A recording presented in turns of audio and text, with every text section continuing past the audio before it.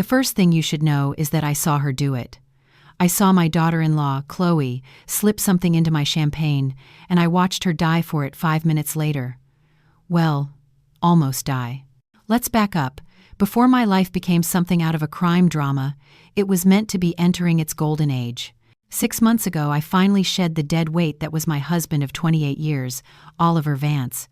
The divorce was, shall we say, overdue. He kept half the money and his ridiculous yacht.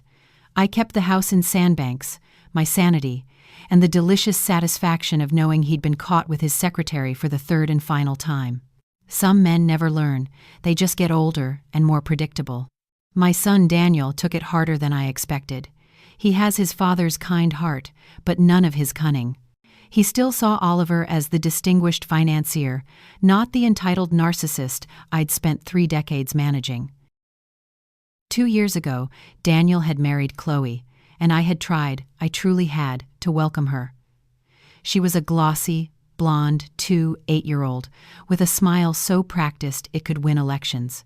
A beautiful girl, no doubt, but there was a stillness in her eyes, a calculating watchfulness that always put me on edge. It was the look of a cat assessing a bird, deciding if it's worth the effort to kill. But she made Daniel happy, and in the fractured landscape of our family, his happiness felt like a victory worth preserving. Which brings us to my 58th birthday. I decided I wasn't going to mark my first birthday as a single woman with a quiet dinner and a bottle of Riesling. No, this was the start of my second act, and it deserved a proper overture. I threw a party, not a huge, vulgar affair, but a curated gathering at my beautiful house overlooking the sea. Champagne, caterers, and enough white roses to fill a cathedral.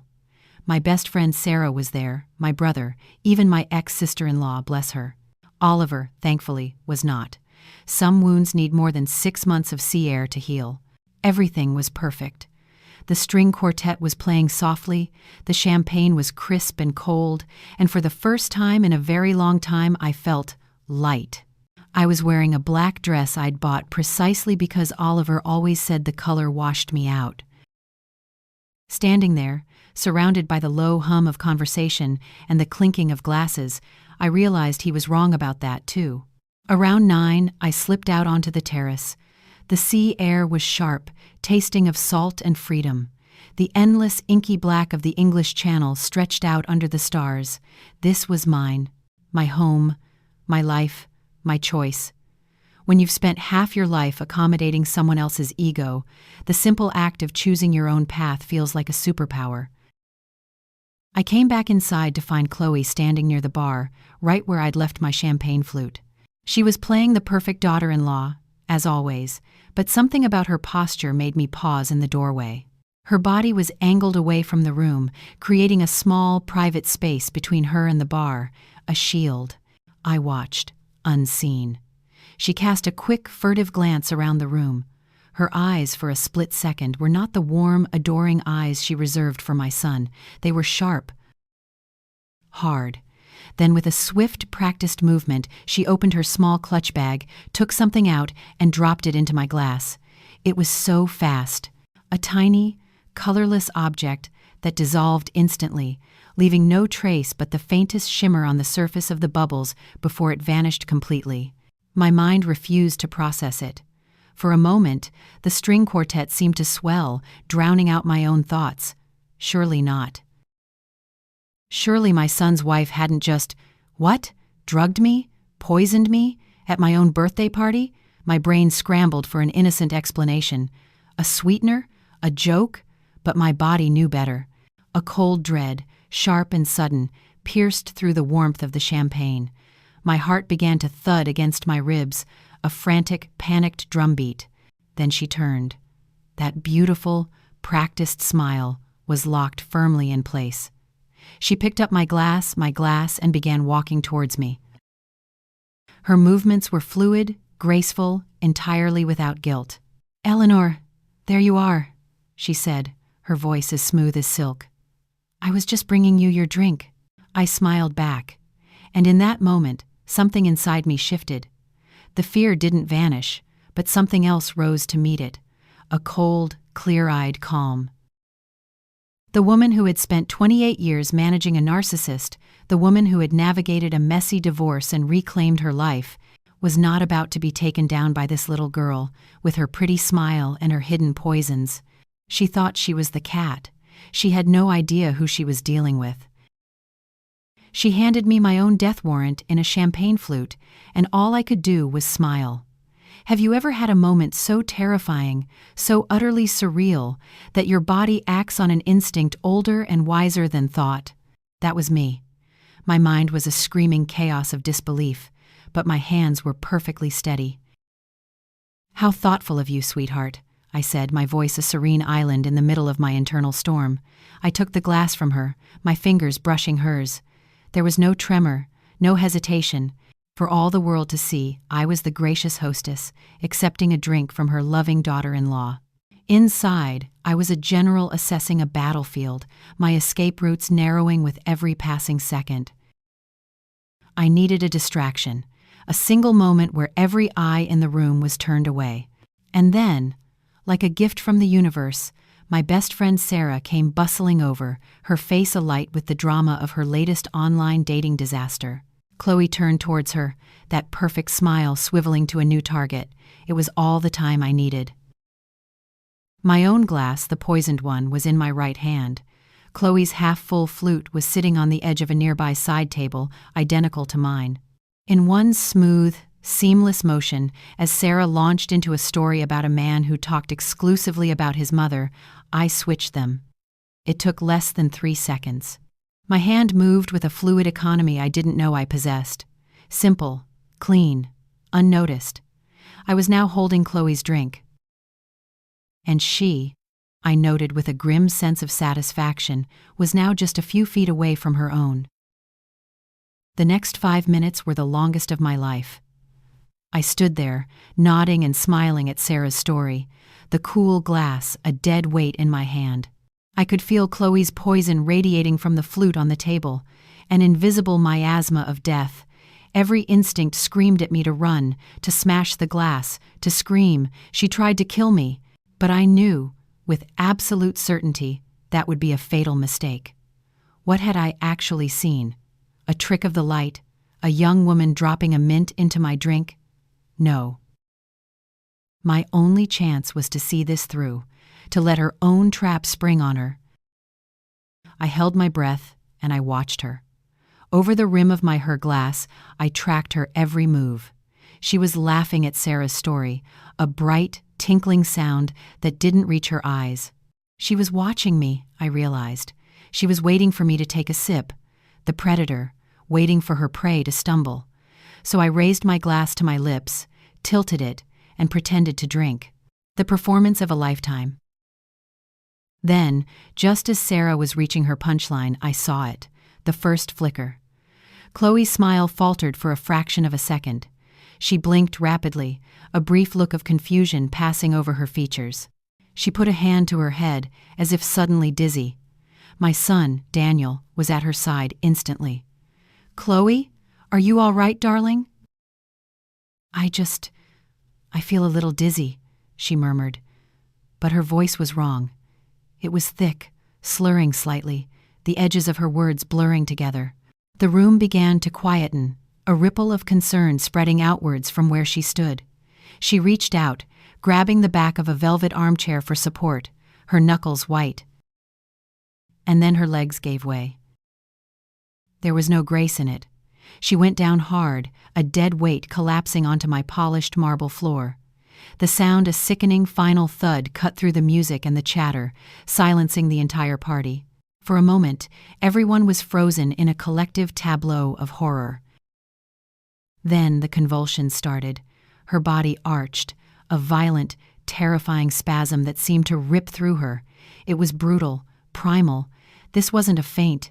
This wasn't a dizzy spell. This was my confirmation, served up in the most horrific way imaginable. My sweet daughter-in-law had just tried to poison me.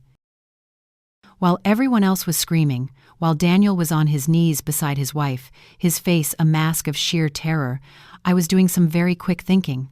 The 999 call was made. The ambulance was on its way, one of the perks of living in a wealthy enclave. As the paramedics swarmed in, they took one look at Chloe's symptoms, and their questions became sharp, urgent. "What did she eat or drink tonight?" one of them asked Daniel, who was pale as a sheet. Just champagne," he stammered.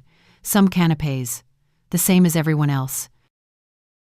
But it wasn't the same as everyone else, was it? I kept my mouth shut, projecting an aura of shocked concern. I watched them load her onto a stretcher, my unconscious daughter-in-law looking small and fragile under the harsh glare of the emergency lights. Daniel climbed into the ambulance beside her, his eyes meeting mine for a moment, full of apology and confusion. "I'm sorry, Mum. I have to go." "Of course you do, darling," I said, my voice perfectly calm. "Go. Keep me updated." After they left, I ushered my shell-shocked guests out into the night with promises to call them with news. Only Sarah remained, her eyes wide with worry. "Eleanor," she said, her voice low as she helped me gather abandoned glasses. "This is going to sound mad, but did you notice anything odd about Chloe tonight?" I met her gaze. She has been my friend since university. She knows how to read my silences.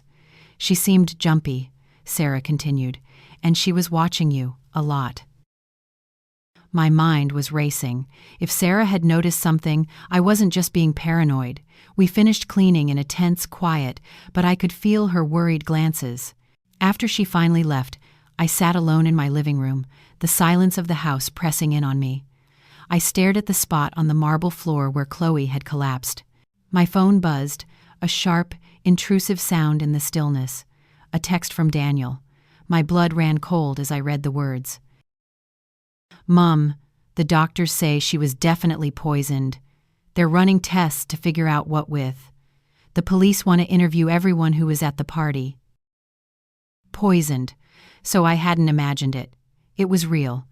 And now the police were coming for me.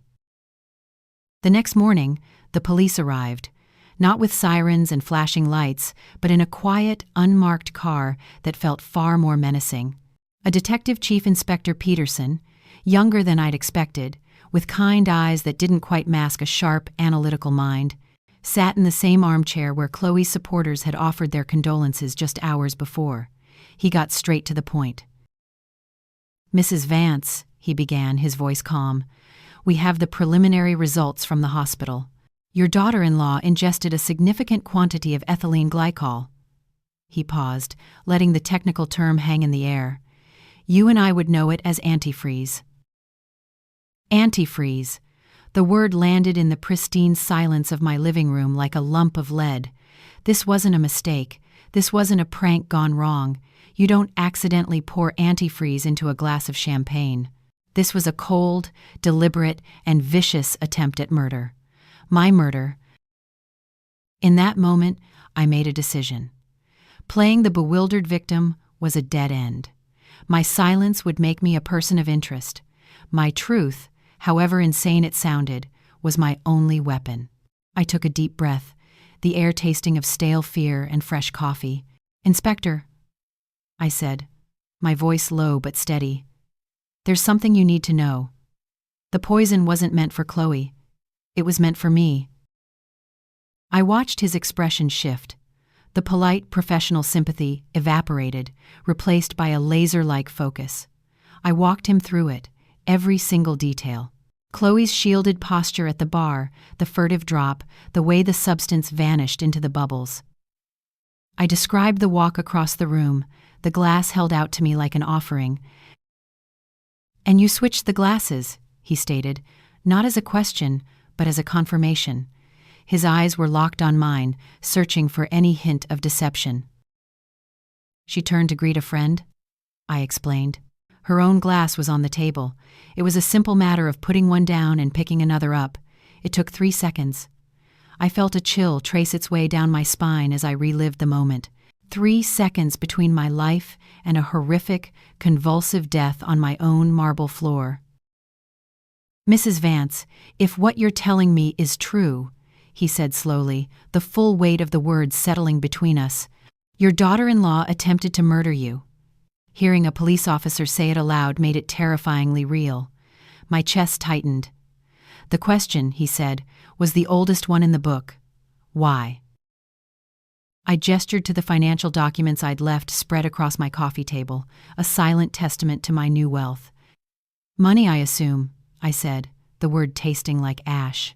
My divorce settlement was substantial. My will leaves everything to my son, Daniel. I let the implication hang there. And if anything were to happen to Daniel, his wife would inherit everything. Peterson made a note, his face unreadable. He asked about my relationship with Chloe, probing for arguments, for tension. I told him the truth. It was a relationship of polite surfaces, with nothing solid beneath. Then he asked a question that snagged in my mind. And your ex-husband? How does he get on with Chloe? A cold knot formed in my stomach. I had no idea. After he left, promising to be in touch, the house felt different. The beautiful, airy rooms that had been my sanctuary now felt like a gilded cage, a target. Chloe had failed once. She wouldn't be so careless a second time. I picked up my phone and called the only person I knew I could trust without reservation. Sarah, can you come over? Now. She arrived in under an hour, took one look at my face, and put the kettle on without a word. Over cups of strong tea, the steam fogging the windows against the gray coastal light, I told her everything. The poison, the switch, the conversation with the detective. Sarah listened, her expression hardening from concern to a fierce, protective anger. Eleanor, she said finally, her voice grim. If you're right about this, you're not dealing with an amateur. You're dealing with someone who has already crossed a line most people can't even see. She was right. This wasn't over. This was the opening act. What do you actually know about her? Sarah asked, her mind already working, looking for an angle. I mean, really know, not just the curated story she tells at family dinners. It was a brilliant question, and the answer was terrifyingly simple. I knew almost nothing. She'd grown up somewhere in the Midlands, met Daniel at a conference in Manchester. Her past was a collection of vague anecdotes. We spent the rest of the afternoon on my laptop, two middle-aged women turned private investigators. We dug into Chloe's life before Daniel, and what we found was a void. Her social media presence was a pristine, sterile creation. No posts older than 3 years. There were no rambling university friends, no embarrassing teenage photos, no digital footprint beyond this perfect, polished facade. It was as if she had been born the day she met my son. As evening fell, my phone rang. It was Daniel. His voice was strained.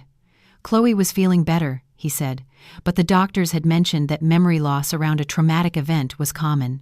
She can't remember anything about that part of the evening, Mum, he said, and I felt a fresh wave of cold fury. How convenient. Then he added something else. We're going to stay at her sister's place in Brighton for a few days while she recovers. After I hung up, I looked at Sarah, my eyebrows raised. She has a sister? In Brighton? That's the first I've heard of any family in the country. It was another lie, another piece of a puzzle that was getting darker with every new discovery. My phone buzzed again, this time with a text message. I glanced down, expecting it to be Daniel with another update, but it was an unknown number. My blood turned to ice as I read the words on the screen. We need to talk. I know the truth about Chloe. Meet me tomorrow, 2 p.m., at the cafe on the pier. Come alone. The cafe on the pier was a relic, a tired old place smelling of damp wood, vinegar, and the ghosts of 1,000 summer holidays. It was the last place anyone would look for me, which I supposed was the point. I arrived 15 minutes early, my heart a frantic, trapped bird against my ribs, and chose a wind-swept table at the far end, my back to the wall, a clear view of the entrance. This wasn't my life. This was the stuff of cheap thrillers, of rainy Sunday afternoon films. At 2 o'clock precisely, a woman approached my table. She was younger than me, perhaps late 30s, with dark, anxious eyes that darted around the cafe as if expecting trouble. She clutched her coat around her, a thin barrier against the biting sea wind and whatever secrets she was carrying. Mrs. Vance? She asked. her voice barely a whisper. "I'm Yasmin Khan. Thank you for coming." I gestured to the chair opposite me. "You said you know the truth about Chloe." Yasmin sat, but she didn't relax. She leaned forward, her hands twisting a paper napkin into a shredded mess on the tabletop. "I worked with her years ago, before she met your son." She took a shaky breath. "Only she wasn't called Chloe then. Her name was Sophie Watson." A different name. The words hung in the salty air, confirming every dark suspicion I'd harbored. The digital ghost on my laptop screen suddenly had a history, and I knew, with a certainty that chilled me to the bone, that it wasn't going to be a pleasant one. "She had a speciality," Yasmin continued, picking her words with care. "She found wealthy men, older men, men who were lonely, recently divorced, unhappily married. She was a chameleon, brilliant at becoming whatever they wanted her to be." I felt the blood drain from my face. "You're saying she's a con artist?" Yasmin's dark eyes met mine, and what I saw in them was a profound and weary sadness. "I'm saying your son wasn't the first, Mrs. Vance. I know of at least 3 others before him." The floor of the old cafe seemed to tilt beneath my feet. 3 others. The casualness of it, the sheer scale of the deception, was staggering. "What happened to them?" I asked, my voice thin and reedy against the cry of the gulls outside. Yasmin's expression darkened. 2 of them died. Accidents. One was a car crash on a quiet country lane in the Cotswolds. The other, a boating incident in the Norfolk Broads, both within a year of marrying her. "And the third?" "He just vanished. The police investigated, of course, but they never found anything concrete, no evidence of foul play. She is very, very good at what she does." I thought of the antifreeze, of the brutal, writhing convulsions on my floor. She'd made a mistake with me, a single, arrogant mistake. "Why are you telling me this now?" I asked, my voice regaining some of its strength. "Because I saw the news report about the poisoning at your party," she said, a flicker of something hard in her eyes. "And I knew. Sophie doesn't get poisoned, Mrs. Vance. She's the one who does the poisoning." I think, for the first time, someone outsmarted her. She held my gaze, and I knew she'd guessed my secret. "The question is, was that someone you?" I didn't answer. I didn't need to. My silence was its own confession. Yasmin reached into her bag and slid a worn manila envelope across the table. Inside were photocopies, newspaper clippings, police reports, photographs. I stared at the faces of 3 different men, all handsome, all wealthy, all dead. And next to each of them was a smiling young blonde who, despite the different hairstyles and clothes, was unmistakably the woman my son called his wife.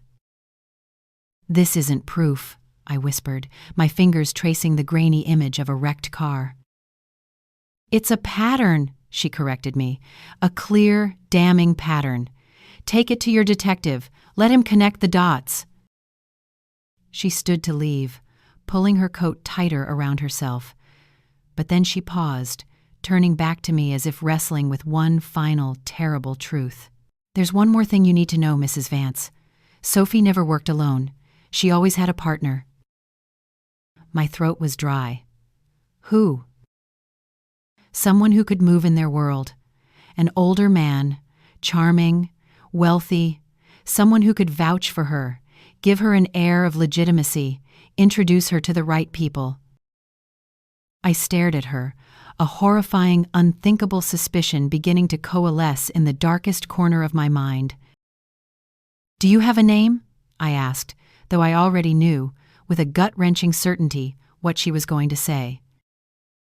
"Oliver Vance." The name hit me with the force of a physical blow. Oliver, my ex-husband, the father of my son.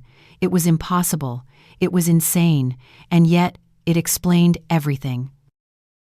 His baffling enthusiasm for Daniel's whirlwind romance, his insistence on paying for the wedding, the divorce, so unnervingly amicable for a man who'd fought me over every last teaspoon, He hadn't been feeling guilty.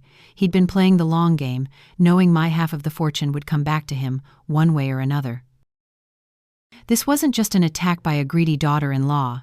This was a conspiracy, years in the making, orchestrated by the man I had shared my life with for nearly 3 decades.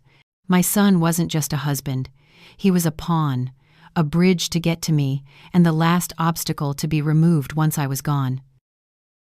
Yasmin gave a small, sad nod, seeing the dawning horror on my face. "Be careful, Mrs. Vance," she whispered, before turning and disappearing into the gray afternoon. "They've been planning this for years. You're going to need more than luck to survive what's coming next." I don't remember driving home from the pier. My mind was a white-hot fog of betrayal, the kind so profound it rewrites your entire history. Every memory of my 28-year marriage was now tainted. Every anniversary dinner, every shared smile, every seemingly innocent business trip Oliver had ever taken. It hadn't just been a marriage fractured by infidelity. It had been a lie from start to finish. A long, patient, meticulously crafted con. I sat in my car in my own driveway, the engine ticking as it cooled, and stared at the house that was supposed to be my sanctuary. It was the prize, the grand trophy he and his sociopathic protégé were planning to claim over my dead body. And my son, my kind, trusting Daniel, was the collateral damage, a stepping stone to be kicked away once he'd served his purpose. A wave of nausea washed over me, cold and acidic. I didn't go inside. Instead, I called DCI Peterson from the car, my voice trembling with a rage so deep it felt like a physical illness. "I have new information," I told him, the words clipped and sharp, "and you are not going to believe it." An hour later, I was sitting in a sterile interview room at the police station, the manila envelope lying between us on the cold metal table. I watched Peterson's face as he examined the documents Yasmin had given me, his expression shifting from professional curiosity to a grim, focused intensity. He studied the photographs of the dead men, his jaw tightening with each page he turned. "The police reports are genuine," he said finally, his voice low. "I can have those verified within the hour." He looked up at me, his kind eyes now hard as flint. "We're not looking at a domestic dispute anymore, Mrs. Vance. If this is what it looks like, we're dealing with an organized criminal enterprise." "You believe her? You believe Yasmin?" I asked, needing to hear him say it. "I believe in patterns," he replied, tapping a finger on the photo of Chloe or Sophie at a wedding in the Cotswolds. "And this is the clearest pattern I've seen in a long time. 3 men, all wealthy, all meeting untimely ends shortly after marrying a young, beautiful woman who then disappears. Your ex-husband's involvement, it's the missing piece. He provides the access, the legitimacy. Who's going to question a girl's background when her future father-in-law is a respected financier who vouches for her?" The clinical way he laid it out made it even more grotesque. My family wasn't just a family, it was a business model. Oliver wasn't just a cheating husband. He was a predator, a handler, grooming his own son to bring a killer into our lives. I felt sick. Had he been with Chloe before she even met Daniel? The thought was a fresh, visceral stab of pain. Peterson must have seen the turmoil on my face. "Looking back," he asked gently, "were there any signs? Any questionable business dealings? Anything that seemed off?" I thought back, sifting through the years of carefully constructed normalcy, the business trips, the late nights at the office. I'd accepted it all as part of his high-flying world. But then a memory surfaced, a small, discordant note I had dismissed at the time. "There was a phone call," I said slowly. "A few years ago, a woman from Cheshire, crying down the line. She said Oliver had managed her divorce settlement and she'd lost everything in bad investments he'd recommended. He'd just stopped taking her calls." "What did you do?" "I gave her his office number," I admitted, a fresh wave of shame washing over me. He told me she was unstable, confused. I believed him. Of course I had. I had believed him for 28 years. "She probably wasn't confused at all," Peterson said quietly, making another note. As if on cue, my phone buzzed with a text from Daniel. "Hey, Mum, how are you holding up? Chloe's been asking after you. She feels dreadful about ruining your birthday party." I showed the message to Peterson, my hand shaking with fury. The sheer audacity of it. The gall. She was playing the victim, feigning concern, while her real partner was my ex-husband. "What do I do?" I asked. "What do I say to that?" "You act normal," Peterson instructed, his voice firm. "You play the concerned mother-in-law. We need them to believe their cover is intact. We need more than a pattern. We need direct evidence." I typed back a bland, reassuring message, my fingers feeling like clumsy strangers on the screen. "Tell her not to worry. Just glad she's recovering." Every word was a lie. Every letter felt like a betrayal of my own son. "What happens now?" I asked, the four walls of the interview room suddenly feeling like they were closing in. "Do I just go home and wait for them to try again?" "No," he said, leaning forward. "Now we set a trap. But I need to be clear, Mrs. Vance. This is going to be incredibly dangerous. If they even suspect we're onto them, they won't hesitate to accelerate their plans." Accelerate their plans. He meant they would come for me directly. No more subtle poisonings. Something faster, more final. Just then, his own phone rang. He answered it, his side of the conversation brief and coded. When he hung up, he looked at me with a new gravity. "Right," he said. "Things have just escalated." That was the National Crime Agency. "It turns out, Mrs. Vance, your case has just connected with a much larger, ongoing investigation. This network, it's bigger than we thought."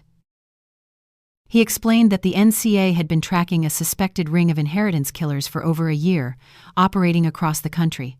They had a dozen suspicious deaths, but no living witness, no insider. Until now. Until me. "We need to move quickly," he said, his focus absolute.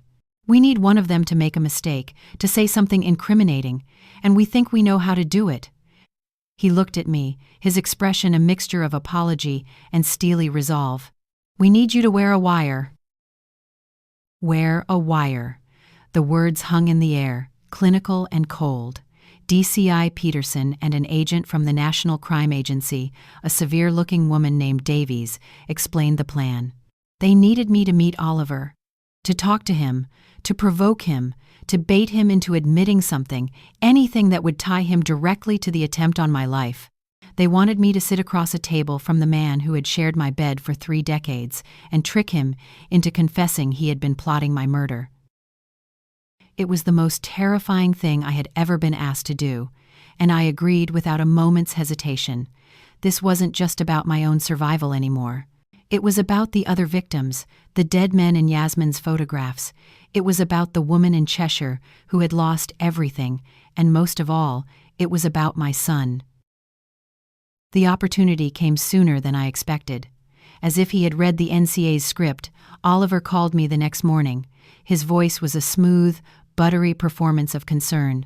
He'd heard about the terrible incident at my party, about poor Chloe. He was worried about me, about the family. He suggested we have lunch. "I know we don't talk much anymore, Eleanor," he'd said, the false sincerity dripping down the line. "But this whole thing has me thinking about how important it is that we all support each other." Support each other. I nearly choked. He wanted to support me straight into an early grave. Beside me, DCI Peterson, who had come to my house to prep me, nodded vigorously. I took a deep, steadying breath, my knuckles white on the receiver. "That would be nice, Oliver," I managed to say. He chose a restaurant in a ridiculously expensive hotel in Mayfair, one of our old haunts, a place where we'd celebrated anniversaries, a place steeped in the shared history I now knew to be a complete fabrication. The irony was so thick it was suffocating. He was taking me back to the scene of the crime, the long, slow crime of our marriage, to plan the final act.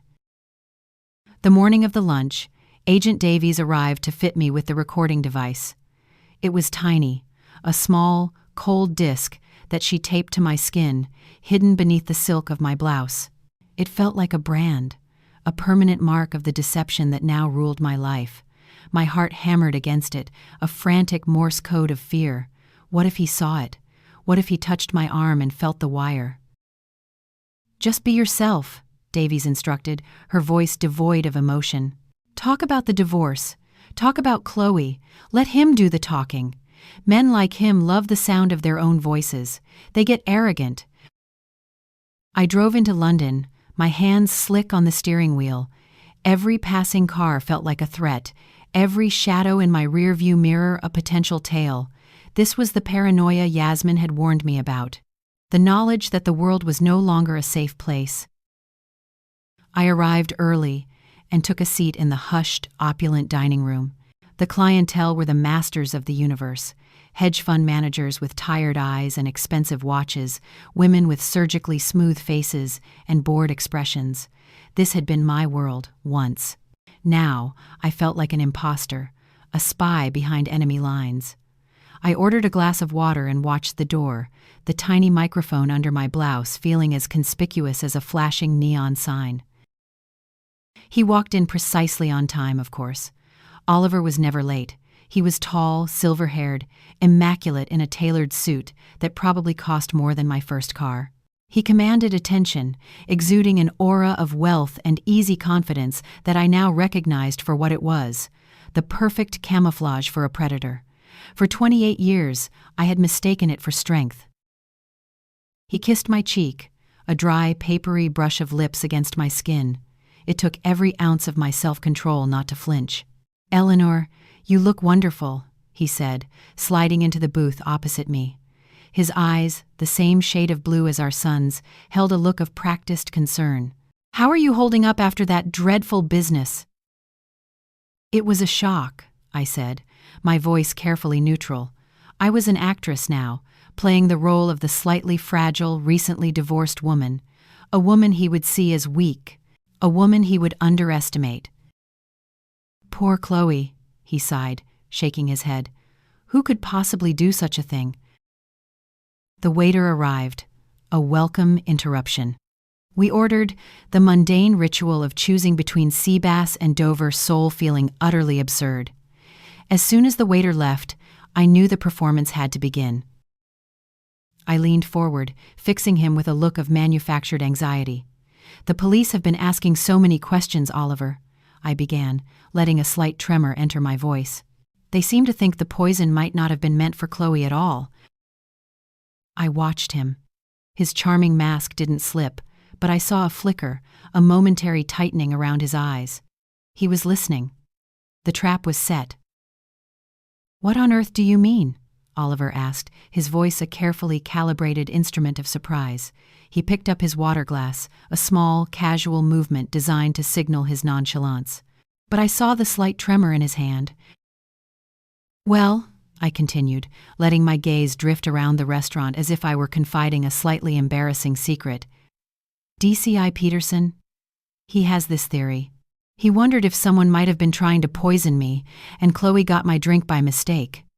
I let the words hang in the air between us, a toxic little cloud. The color drained from his face. It was almost imperceptible, a subtle shift under his expensive tan, but I saw it. The confident, charming man was gone, replaced by something cold and watchful. "That's ridiculous," he scoffed, but the word came out a fraction too fast, too sharp. "Who on earth would want to hurt you?" This was my opening. I leaned in, my voice dropping to a conspiratorial whisper, forcing him to focus entirely on me. "That's what I've been wondering. I mean, if someone wanted me dead, the divorce settlement would be the obvious motive, wouldn't it? Half of everything we owned. It's certainly worth killing for, don't you think?"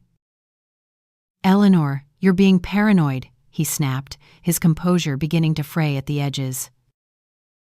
"Am I?" I asked, meeting his gaze directly now, letting a sliver of the ice in my veins creep into my voice. "Because when I think about it, Oliver, our divorce was surprisingly smooth. You didn't fight the settlement. You, the man who once argued with me for a week over the cost of a new sofa, just let half your fortune walk out the door. It was very out of character." I told you, he said, his voice tight. I felt guilty about the affairs. Did you? I countered, pressing my advantage. Or did you just know the money would be coming back to you anyway? Once I was out of the picture. The silence that followed was thick and heavy. The charming mask he wore for the world had completely disintegrated, and for the first time, I was looking at the real man beneath. The man who had planned my death. He was a stranger, a cold, calculating monster who had worn my husband's face for nearly 30 years. You're delusional, he hissed, his voice a low, venomous rasp. It was time to play my trump card. Yasmin Khan might disagree, I said, the name dropping onto the pristine white tablecloth like a splash of blood. The reaction was instantaneous. His eyes widened, a flicker of pure animal panic in their depths. His hand, reaching for his wine glass, knocked it over. Red wine bled across the linen, a perfect, damning stain. I don't know who that is, he stammered, his gaze darting around the restaurant. Oh, I think you do, I said calmly, enjoying the sight of his unraveling. She's the sister of David Watson. Remember David? From the Cotswolds? One of your earlier business ventures. I've never heard of him. Really? Because Yasmin has photographs, Oliver, of you and Chloe, or should I say, Sophie, in Manchester. She has police reports from 3 different counties. She has documented a very clear, very profitable pattern of seduction, marriage, and murder. He was breathing hard now, his carefully constructed world crumbling around him. Even if any of that were true, he snarled, abandoning all pretense. You have no proof of anything. Chloe was the one who was poisoned. She is the victim here. I gave him a small, cold smile. She was poisoned because I switched our glasses, Oliver. I saw her. I watched her drop the antifreeze into my champagne at my own birthday party. I let that sink in, watching the last vestiges of hope die in his eyes. You're lying. Am I? The police have the whole thing on my home security footage. I bluffed, hoping the lie was convincing enough. It's amazing what those little doorbell cameras can pick up these days. He leaned across the table, the expensive suit and charming facade forgotten. All that was left was the raw, ugly predator beneath. You have no idea what you're dealing with, Eleanor, he whispered, his voice a chilling threat. This is bigger than just me and Chloe. If you think you can expose us and just walk away, you're even more naive than I thought. Are you threatening me?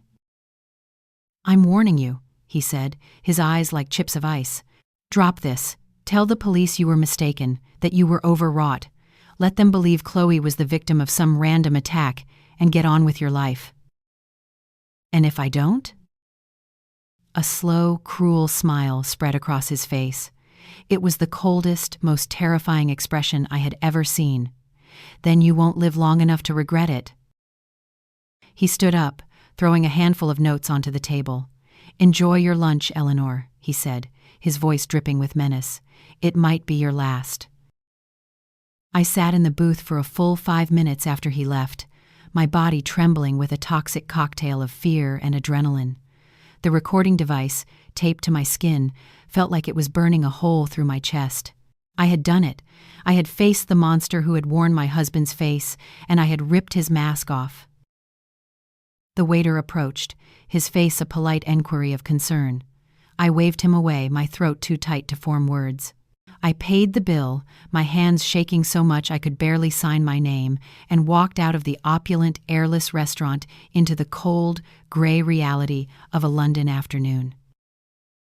The moment I was in the relative privacy of the underground car park, I called DCI Peterson.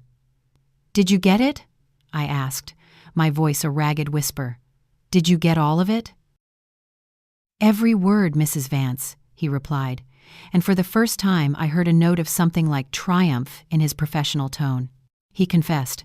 Conspiracy to commit murder, witness intimidation, making threats to kill. You were magnificent. Magnificent. I felt anything but. I felt hollowed out, scraped clean by the sheer, naked evil I had just sat opposite. "He threatened to kill me, Inspector. He said I wouldn't live long enough to regret it." "Which is exactly why we're moving to the next phase immediately," Peterson said, his voice all business again. "We have everything we need. We're going to arrest Chloe now. We'll pick her up at her supposed sister's place in Brighton." The plan was simple. Faced with Oliver's recorded confession and the threat of a lifetime in prison, Chloe would turn on him. People like that, Peterson explained, have no loyalty. Their entire world is transactional. When the partnership ceases to be profitable, they burn it to the ground to save themselves. "Be careful, Inspector," I warned, my mind flashing back to Chloe's cold, calculating eyes. "She's more dangerous than she looks." "We know what we're dealing with," he assured me. "You go home, lock your doors. We'll be in touch the moment she's in custody." The drive back to Sandbanks was a blur. The adrenaline was wearing off, leaving a deep, bone-aching exhaustion in its wake. But beneath the exhaustion, there was a flicker of something else: relief. It was almost over. The net was closing. I pulled into my driveway and sat in the car, looking at my beautiful house. For the first time since that dreadful night, it looked like a sanctuary again, a safe harbor after a storm. I had survived. I had fought back, and I had won. But as I walked towards my front door, a chilling thought pricked at the edges of my relief. Oliver had said this was bigger than just him and Chloe. Yasmin had warned me not to trust anyone. What if they had connections? What if someone on the inside tipped them off? I shook my head, dismissing the thought as paranoia. The NCA were involved. These were the professionals. I was safe now. I went inside, locked the door behind me, and poured myself a large glass of wine. I stood in the living room, staring at the spot on the marble floor where Chloe had collapsed. It was over. I had taken on my would-be murderers and exposed them. My phone buzzed on the kitchen counter. I walked over, expecting it to be Peterson with news of the arrest. But it wasn't. It was a text from Daniel. My heart clenched with a sudden, inexplicable dread. "Mom, something weird is happening." I stared at the words, my breath catching in my throat. I typed back instantly, "What is it? What's wrong?"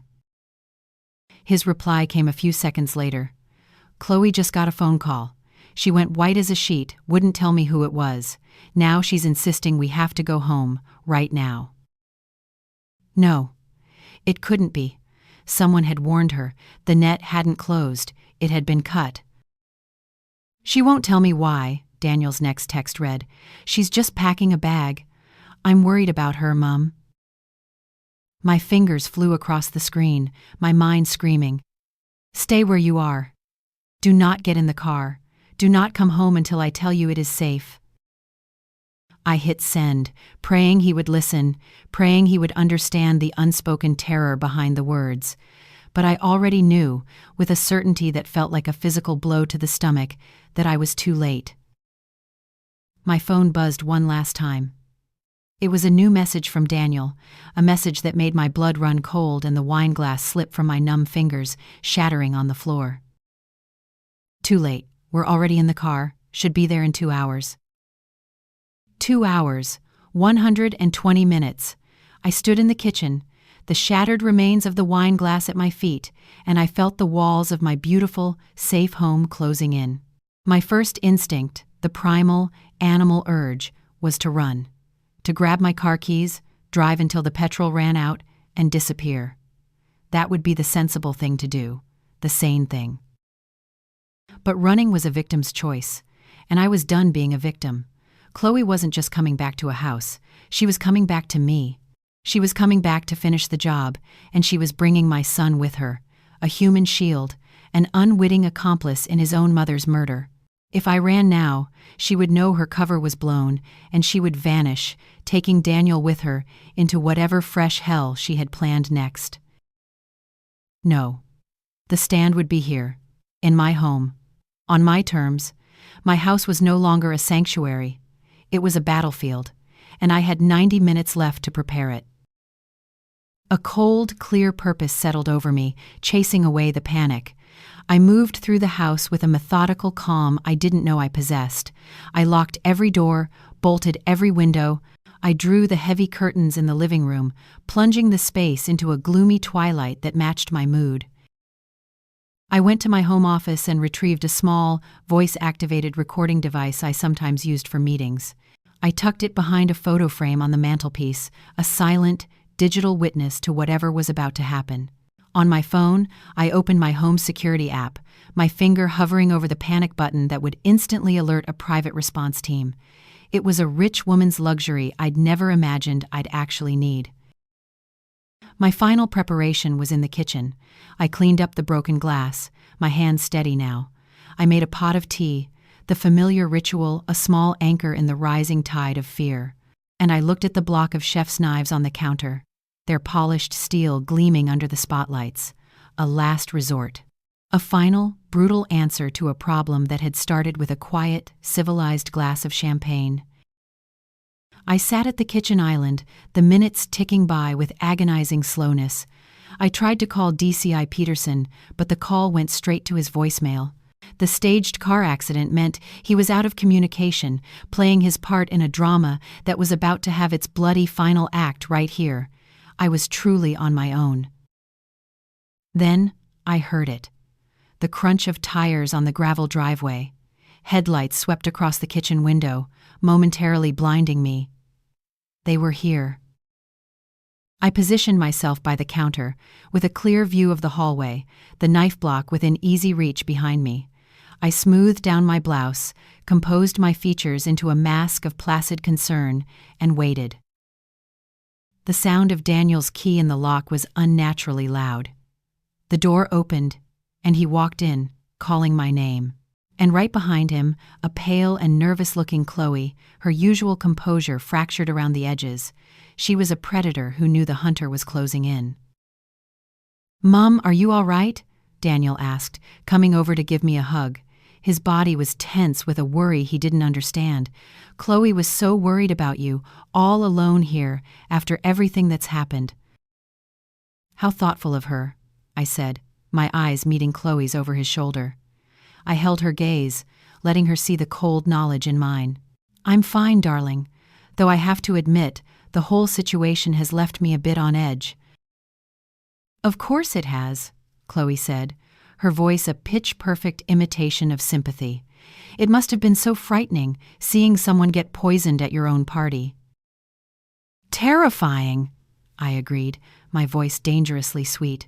"I just keep wondering who could have done such a thing, and why." I let the question hang in the air, a direct challenge. Every word was a chess move, a piece positioned for the endgame. Daniel, oblivious to the undercurrents, tried to reassure me. "The police will figure it out. DCI Peterson seems very sharp." I saw Chloe's expression flicker at the mention of his name, a tiny, almost imperceptible tightening of her jaw. Has he learned anything new?" she asked, her attempt at casual curiosity failing miserably. "A few things," I said carefully, watching her. "He seems to think the poison was meant for someone else, that the intended victim was smart enough to switch the glasses when they realized what was happening." The silence in the kitchen was absolute. Daniel was looking back and forth between us, a frown of confusion on his face, finally sensing the thick, toxic tension that filled the air. "Mom," he said slowly, "are you saying someone was trying to poison you?" Before I could answer, Chloe's phone buzzed.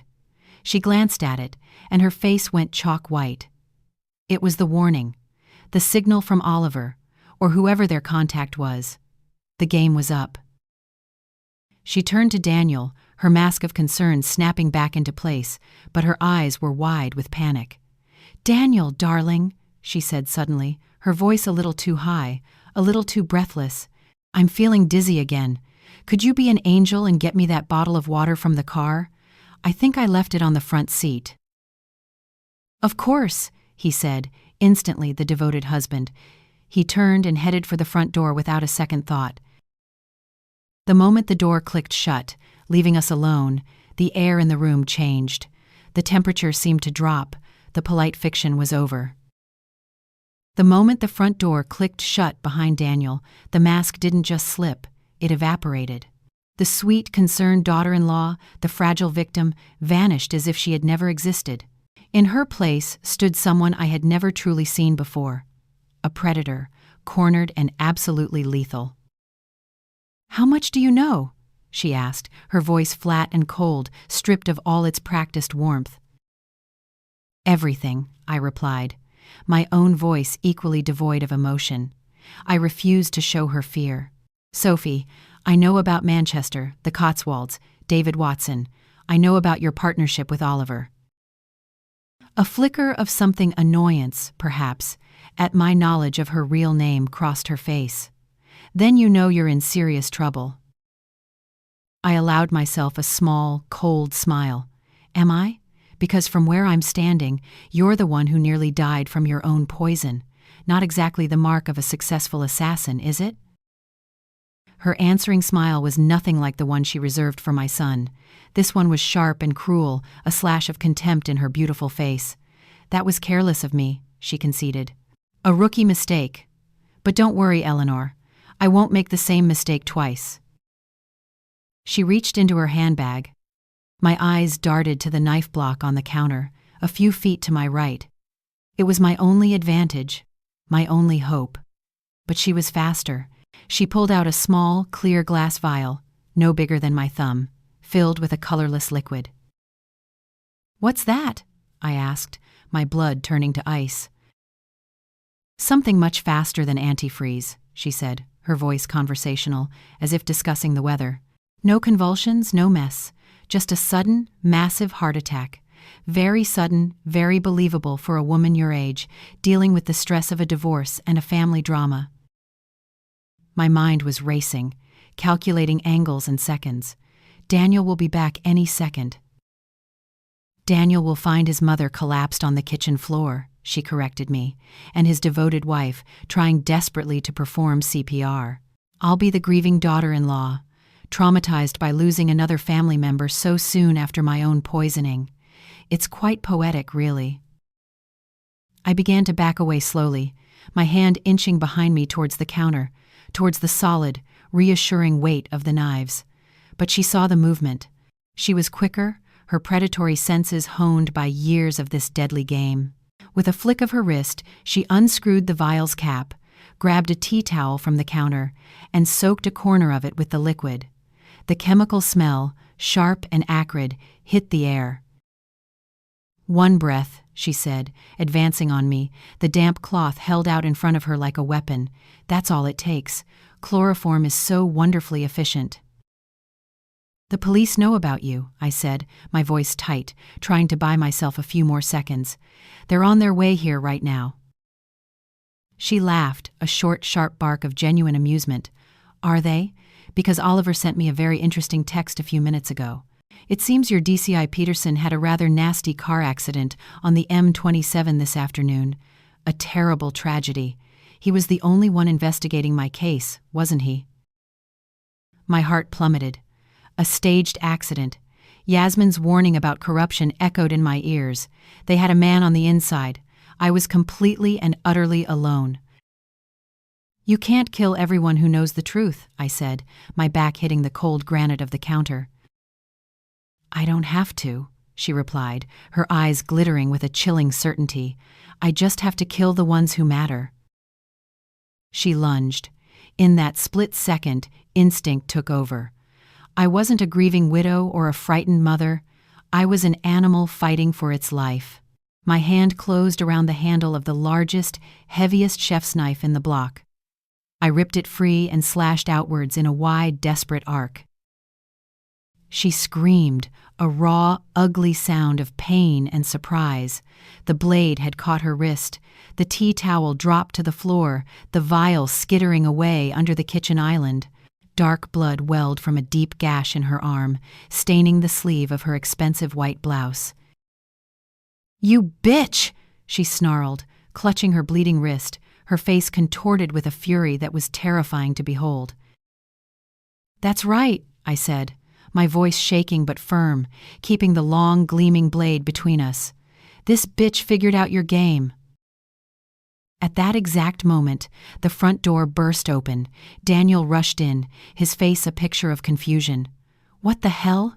He stopped dead, his eyes widening as he took in the scene. His mother, holding a bloody knife. His wife, bleeding and cursing, her face a mask of rage. The sharp, chemical smell that hung in the air. "Mom?" he stammered, his gaze flicking between us. "What's happening?" "Your wife just tried to murder me," I said, my voice unnervingly calm. "Just like she murdered 3 other men before she ever met you." "That's insane!"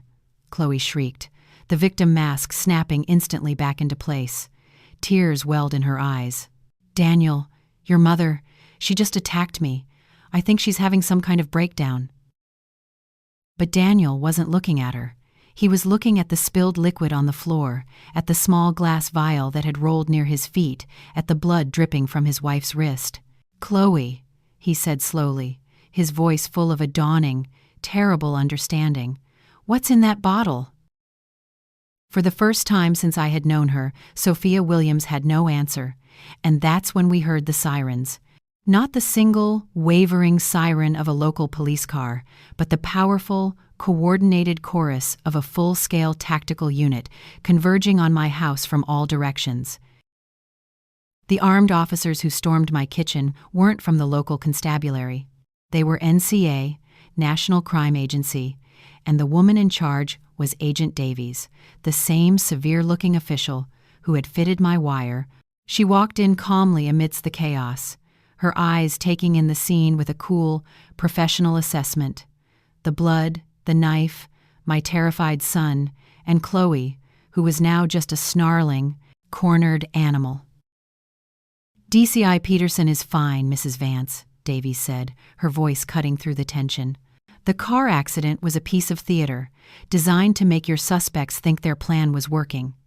He's been working with us for the past week." I felt my knees go weak with a relief so profound it was almost painful. I wasn't alone. The system hadn't been corrupted. It had been working in the shadows all along. While paramedics were efficiently cuffing a splint to Chloe's bleeding wrist, Davies explained the full picture. They had been tracking a network of inheritance killers for 2 years, a ghost operation with at least a dozen victims across the UK. "My case," she said, "was the live wire they needed to finally shut the whole thing down." Daniel, who had sunk onto a kitchen chair, his head in his hands, looked up. His face was a pale, shattered mask of disbelief. "How long?" he asked, his voice barely a whisper. "How long was she planning to kill my mother?" "The plan was in motion before she ever met you," Davies said, not unkindly. "We believe your father specifically arranged your introduction to Chloe as part of his long-term strategy. Once your mother was dead, you would have been next." My father set me up. My own wife was going to murder me. The words hung in the air, a devastating epitaph for the life Daniel thought he had. I went to him, putting my arm around his shaking shoulders, the knife now lying forgotten on the counter. From across the room, Chloe laughed. It was a cold, ugly sound that made everyone turn to look at her. Her sweet facade was gone forever, replaced by a venomous, sneering contempt. "Love?" she spat at Daniel. "You were a means to an end. So easy to manipulate it was almost boring. Do you have any idea how tedious it was, pretending to be interested in your pathetic little life?" She turned her hate-filled eyes on me. "And you, sitting there feeling so superior. You got lucky. If it wasn't for that one stupid mistake, you'd be a corpse right now, and he'd be comforting me while I figured out the best way to poison his morning coffee." "Sophia Williams," Agent Davies said, her voice cutting like steel. "You are under arrest for attempted murder, conspiracy to commit murder, and a list of other charges that will ensure you die in prison." As they led her away, Chloe looked back at me one last time. "This isn't over," she hissed. "We have people everywhere." "Actually," Davies said calmly, "it is over. We arrested 7 other members of your network this morning, including your partner.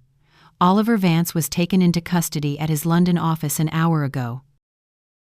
3 months later, I sat in the public gallery at the Old Bailey and watched Chloe Williams receive 6 consecutive life sentences. Oliver, who had turned on everyone to save himself, got life with a minimum of 40 years. The final tally of their network's crimes was 15 confirmed murders across 8 counties.